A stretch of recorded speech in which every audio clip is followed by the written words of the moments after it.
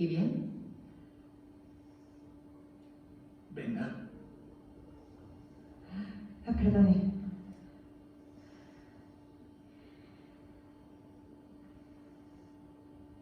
Venga, responde. Perdone, no he entendido la pregunta. No he entendido la pregunta. Bueno.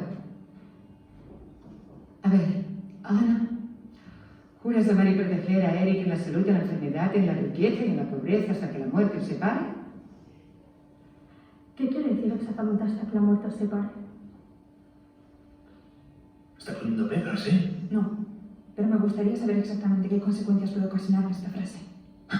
¿Ocasionarme? ¿Has dicho ocasionarme? Os pedí que nos saltáramos esta parte. ¿Qué pasa?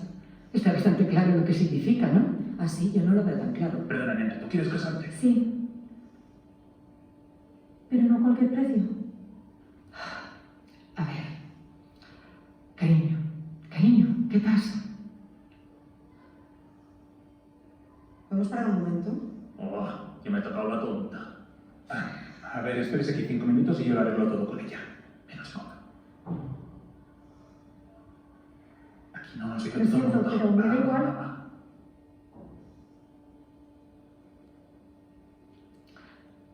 A ver, ¿qué pasa?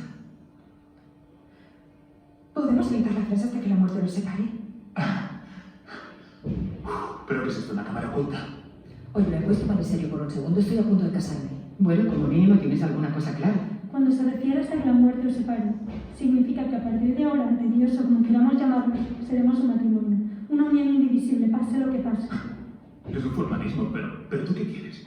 No hay nadie que pueda casarse y seguir sintiéndose libre y feliz para siempre, y lo sabes. ¿Cuántas de nuestras parejas de amigos siguen juntas? Sí, ya lo sé. ¿Cuántos divorcios hemos visto entre las parejas que hemos visto casarse? Muchos. Pero es una cosa que ya sabemos, que hemos reflexionado. ¿Y si fuera mejor no poner puertas al campo? Cariño. No te obsesiones. Decir hasta que la muerte os separe es una expresión. No tiene ningún tipo de trascendencia.